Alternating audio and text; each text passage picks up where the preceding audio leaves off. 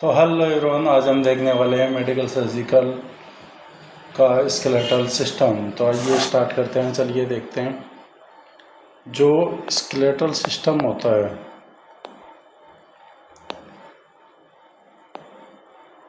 Skeletal system जो होता है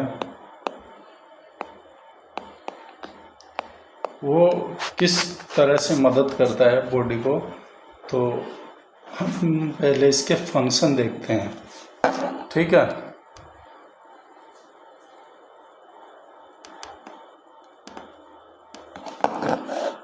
पहला फंक्शन है इसका फंक्शन ऑफ स्केलेटल सिस्टम।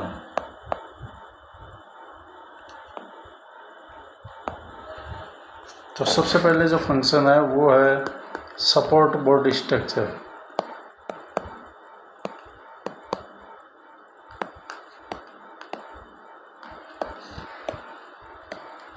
ठीक है, किसको वो सपोर्ट करता है?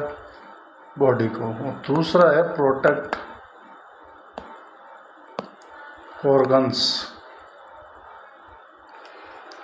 तो प्रोटेक्ट ऑर्गन को, जैसे कि स्कल है, तो किसको सुरक्षित करता है? ब्रेन को।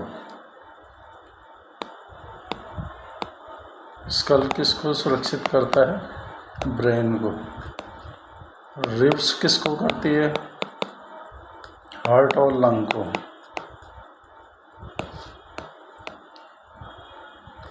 उसके बाद में वर्टिब्रा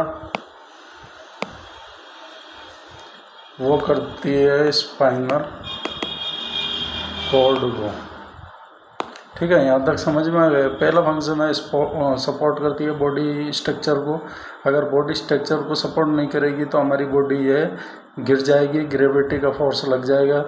दूसरा जो है प्रोटेक्ट करती है, जैसे कि इंजरी है या फिर जो इन्फेक्शन है, उससे भी मतलब ये क्या है, प्रोटेक्ट करती है। उसके बाद में आता है हमारा मूवमेंट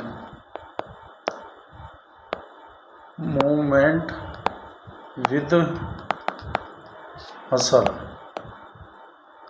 तो जो मसल्स के साथ में है ये मूवमेंट करती है। उसके बाद में आता है हमारा कुछ इम्पोर्टेंट पॉइंट्स। ब्लड सेल का फॉर्मेशन,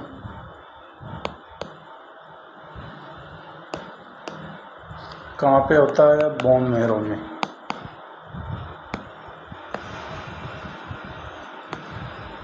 उसके बाद में क्या है? कैल्शियम और फॉस्फोरस जो होता है उसका स्टोरेज करती है बोन। ठीक है, उसके बाद में फैट स्टोरेज कहाँ होता है? वो होता है येलो मैरो।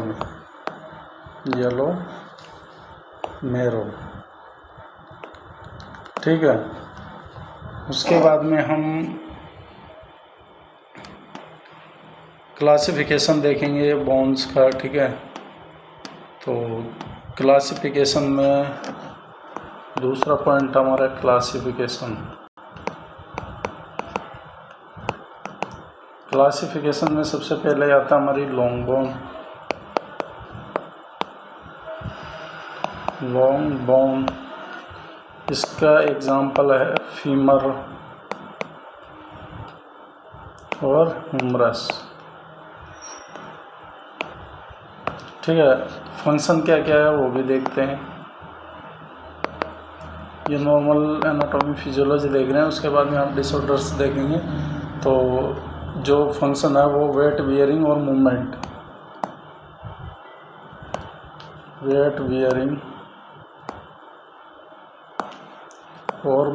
का काम कौन करता है?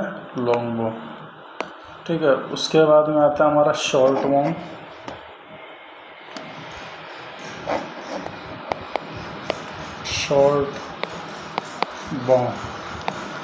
इसका एग्जाम्पल क्या है? कार्पल्स और टार्सल्स।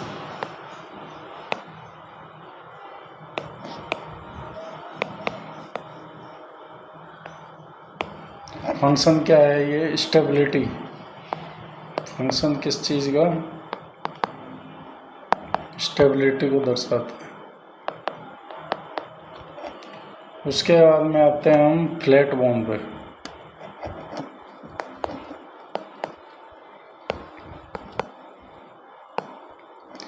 एग्जाम्पल है इसके वर्टिब्री, नहीं स्कल स्टर्नम, सॉरी